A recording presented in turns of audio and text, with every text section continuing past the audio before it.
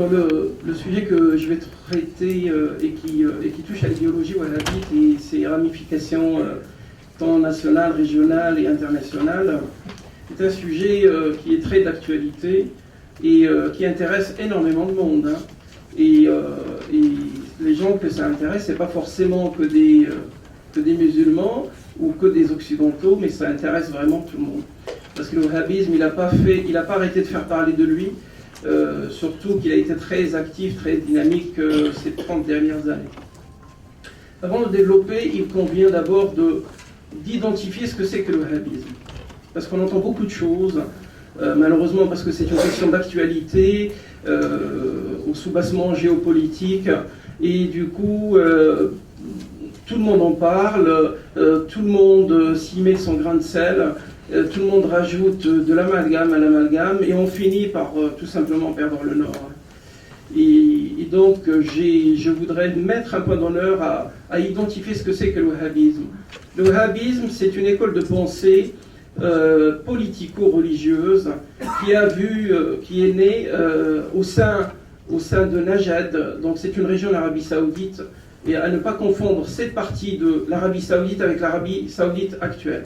Nous sommes dans le XVIIIe siècle et l'Arabie Saoudite actuelle n'existait pas. Donc, dans le XVIIIe, il va y avoir une rencontre providentielle entre deux hommes, deux Mohammed ibn Abdul Wahhab et le sultan Mohammed ibn Saoud. Donc, c'est la rencontre de ces deux hommes qui, le premier est un homme de pouvoir et le second un homme religieux, va faire que le Coran va rencontrer l'épée. Donc ils vont devenir un et ils vont faire de sorte à ce qu'ils ratissent toute la région de Najd et en grignotant petit à petit jusqu'à prendre le pouvoir sur une grande partie de l'Arabie Saoudite. Donc ce pouvoir-là, il est politico-religieux parce que, bien évidemment, sa base et son terreau, c'est de la politique, et son socle, c'est la religion.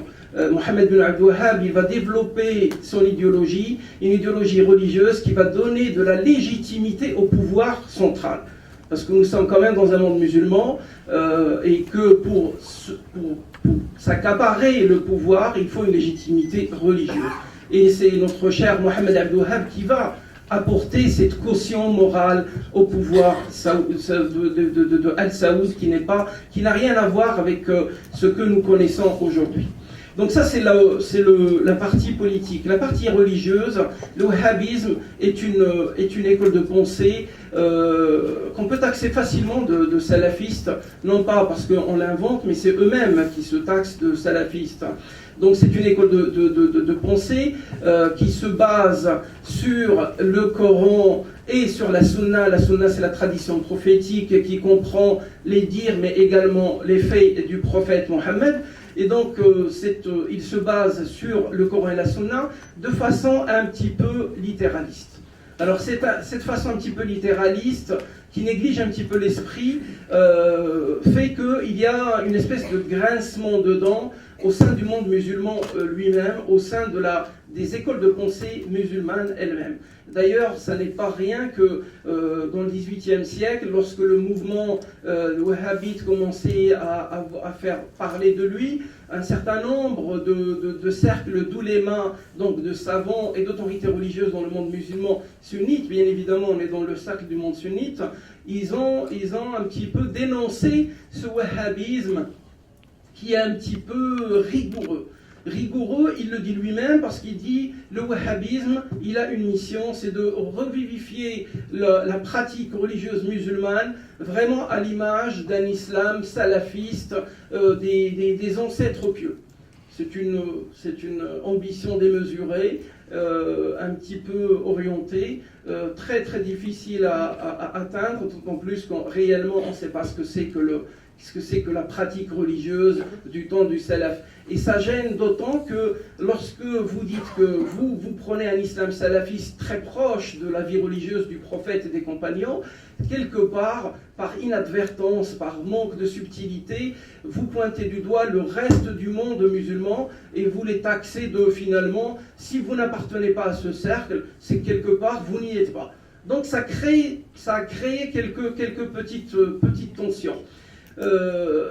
Et avant de développer un peu plus loin, je voudrais vraiment faire la lumière sur une question qui est un petit peu belliqueuse, à savoir que le wahhabisme, bien souvent, il est amalgamé avec le terrorisme, et bien souvent, il est vu par le monde occidental en particulier comme une espèce de monstre. Alors, c'est vrai et pas vrai, parce que c'est compliqué. Le wahhabisme en tant qu'école de pensée religieuse, salafiste, très enracinée dans l'histoire un petit peu forgée du monde musulman, n'a aucun rapport avec le terrorisme. Et ça, c'est important, il faut le comprendre. Wahhabisme ne veut pas dire terrorisme. Mais pour autant, le wahhabisme, il gêne. Pourquoi il gêne? Tout simplement parce que l'état de pensée du wahhabisme, il est aux antipodes de la culture et de la pensée occidentale. Ça, c'est vrai, et de façon générale. Et en même temps, elle est partiellement en désaccord avec la culture et la pensée des autres mondes musulmans. Et c'est là où le bas blesse. Parce que quand vous avez une idéologie salafiste plus ou moins vraie dans ce qu'ils disent, et qui arrive dans un milieu musulman, je ne parle même pas du monde occidental, qui arrive dans un monde musulman et qui essaie de s'installer, ça passe pas. C'est comme si, pour faciliter, illustrer, vous arrivez avec un carré, vous essayez de le mettre dans un triangle. Si je prends par exemple le cas du Maghreb, qui est une région malikite, toroqite, c'est-à-dire attachée à des traditions soufistes, qui est d'obédience dogmatique ash'arite, vous arrivez avec une idéologie wahhabite qui est salafiste, qui n'est pas malikite et qui est hanbalite selon les cas, alors que dans le fond, en réalité, le wahhabisme, il rejette un petit peu les écoles de jurisprudence. Hein. C'est une école, bon là je vais rapidement pour ne pas rentrer dans le détail technique, c'est une école de pensée qui fait de la jurisprudence en s'appuyant uniquement sur le hadith, et ça c'est complètement rejeté par les écoles de jurisprudence musulmanes, les 4, les 5, et d'ailleurs même chez les chiites également. Donc il y a cette espèce d'antagonisme qui existe naturellement entre l'idéologie wahhabite et les autres idéologies dans les mondes musulmans sunnites ou chiites. Le monde occidental, on n'en parle même pas parce qu'ils ont tout le mal du monde à comprendre ce rigorisme, et d'ailleurs qu'ils ne retrouvent pas dans la même forme dans les autres islams, donc ils ne le comprennent pas. Maintenant, sur la question du wahhabisme et du terrorisme. Ce qui se passe, c'est que bien souvent les gens, ils confondent les actions du pouvoir central qu'on traite de temps en temps d'actions terroristes, plus ou moins infondées, et on fait l'amalgame tout de suite sur le wahhabisme. Le wahhabisme, c'est une école de pensée idéologique de l'État saoudien et de toute la région, et qu'ils ont exporté depuis plus de 40 ans maintenant dans le reste du monde musulman, et qui s'est enraciné plus ou moins. Mais qu'ils n'ont pas lancé uniquement dans le monde musulman, qu'ils ont enraciné également un petit peu en Occident, non pas de façon directe, mais de façon indirecte, c'est-à-dire les autres musulmans qui se sont wahhabisés, entre guillemets, en s'installant en France, ils ont prêché le wahhabisme de la même façon. Une fois que l'Arabie saoudite a pris conscience que ces populations musulmanes qui sont étrangères et puis qui se sont installées en Occident et qui ont prôné le wahhabisme, ils ont continué à le nourrir, à l'aider et à le privilégier. Bien. Maintenant, une question se pose. Est-ce qu'il y a un rapport entre le wahhabisme du XVIIIe siècle, de la seconde moitié du XVIIIe, et le wahhabisme actuel? Oui et non. Oui, dans la forme, c'est toujours le wahhabisme, c'est toujours le même terreau idéologique, mais non dans le fond.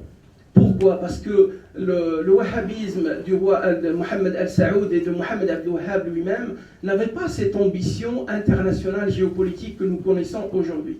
Cette ambition démesurée du wahhabisme, elle va se mettre en place presque par inadvertance. presque par inadvertance. Il y a toute une série de conjonctures qui vont faire que le wahhabisme va jeter un petit peu son appétit sur le monde musulman pour commencer, et ensuite sur le monde non musulman. Nous sommes dans les années 20, le califat il tombe, le califat ottoman tombe. Donc ça libère un petit peu l'Arabie Saoudite du joug du califat ottoman. Ensuite, dans les années 30, nous avons la découverte du pétrole. Donc le pétrole, ça va être des ressources, il va irriguer les trésors de l'Arabie Saoudite de façon exponentielle jusqu'à ce qu'il fasse de lui l'un des pays les plus riches du monde que vous connaissez tous. On n'a pas besoin de s'arrêter là. Et le troisième élément, c'est l'alliance que va avoir l'Arabie Saoudite et les États-Unis. Une alliance avec une puissance internationale en développement, avec un tout petit pays qui commence à voir le jour, va faire que ce petit pays, de proche en proche, va devenir incontournable au niveau de la région et plus tard au niveau de l'échiquier international. Ça, ce sont les premières conjonctures. La deuxième conjoncture qui va faire que l'Arabie Saoudite va commencer à utiliser le wahhabisme non plus comme une école de pensée intra, mais vraiment une école de pensée à l'international. Pourquoi? Parce qu'elle va se sentir en danger, elle va commencer à mettre en place les outils de protection qui vont la protéger des autres idéologies dans le monde musulman. Alors comment ça va se passer? Nous sommes dans les années 50, et pour ceux qui connaissent un petit peu cette période-là, le communisme y battait son plein. Alors, dans le monde arabe, le communisme, il était à son apogée en Égypte, et en Égypte, on avait le panarabisme qui était prôné par Jamal Abdel Nasser. Jamal Abdel Nasser, qui était très proche de la Russie, et donc très proche du communisme, il a provoqué une espèce de crainte énorme par rapport chez les Américains et chez les Anglais. Donc les Américains et les Anglais, le premier qui n'aime pas beaucoup l'idée du communisme, les Anglais qui n'aiment pas beaucoup l'idée du panarabisme parce que ça permettrait de créer des conflits d'intérêts monstres à n'en plus finir. Qu'est-ce qu'ils font? Ils vont tenter d'arrêter ce panarabisme égyptien et de barrer la route à Jamal Abdel Nasser. Et pour ce faire, qu'est-ce qu'on fait? On se retourne vers notre allié le plus proche, à savoir l'Arabie Saoudite. L'Arabie Saoudite, qu'est-ce qu'elle fait? Elle se rapproche des frères musulmans, qui était un mouvement très important, très puissant en Égypte des années 50. Donc les frères musulmans, ils vont commencer à développer une idéologie de façon à espérer, à faire tomber le régime de Jamal Abdel Nasser, sauf que, problème, la machine nassérienne va finir par décapiter presque la mouvance frériste. Les frères musulmans, une fois qu'ils ont perdu les bras, les pieds, ils se sont enfuis avec ce qui restait. Ils sont accueillis où ça? Ils sont accueillis en Arabie Saoudite. Bien évidemment, ils se sont portés secours parce que moralement, ils devaient se porter secours. Donc les frères musulmans égyptiens s'installent en Arabie Saoudite. Ils sont rejoints plus tard par les frères musulmans de Syrie et du Liban. Et juste quelques années plus tard, le temps qu'ils s'installent, qu'ils prennent un petit peu leur repère, ils commencent à faire ce qu'ils savent faire le mieux, c'est-à-dire à déstabiliser et le pouvoir et la région. L'Arabie Saoudite, le pouvoir central, ils s'en rendent compte rapidement. Alors qu'est-ce qu'il fait? Il met dehors, donc il expulse tous les antagonistes, et en même temps, il comprend que le danger de l'idéologie des frères musulmans est quelque chose de monstre. Alors qu'est-ce qu'il fait? Il développe lui-même une contre-idéologie. Nous sommes dans les années 60, l'Arabie Saoudite, elle va commencer à mettre en place les universités. Nous allons voir arriver l'université de Médine, suivie par l'université de la Mecque. Alors ces universités, ils vont avoir un double rôle. Le premier, c'est de former la jeune intelligentsia saoudienne, et de former l'ensemble des étudiants qui viennent du monde musulman, à la charia, aux sciences musulmanes, et ce qui va avec, et bien évidemment, au wahhabisme. Donc, les universités de Médine et de la Mecque, ils vont être renforcés par la LIM, la Ligue internationale musulmane, qui, elle, va fonder un certain nombre de quartiers de sièges dans le monde musulman. Et ces quartiers-là, ils vont jouer également le rôle de médiateurs et de développeurs de l'idéologie wahhabite. Il y a également le fait de recevoir un certain nombre d'étudiants musulmans de par le monde, et également la diplomatie wahhabite saoudienne va jouer un rôle important dans la propagation du wahhabisme saoudien. Et là, c'est quand vous avez des rapports, des relations bilatérales avec un certain nombre de pays amis ou de pays frères, eh ben, l'accès au terrain est facilité, et donc l'Arabie Saoudite va en profiter pour mettre en place des espèces de sièges à travers lesquels ils vont commencer à développer le wahhabisme. On peut prendre l'exemple des mosquées, on peut prendre l'exemple des centres culturels, on peut prendre l'exemple de centres de recherche, et ainsi de suite. On peut développer les exemples. Donc ça fait partie, au fait, de l'autodéfense de l'Arabie Saoudite par rapport à l'idéologie frériste. Mais ça ne s'arrête pas là. Au fait, parce que les frères musulmans qui sont installés en Arabie Saoudite, mais également dans toute la région, parce que l'idéologie wahhabite,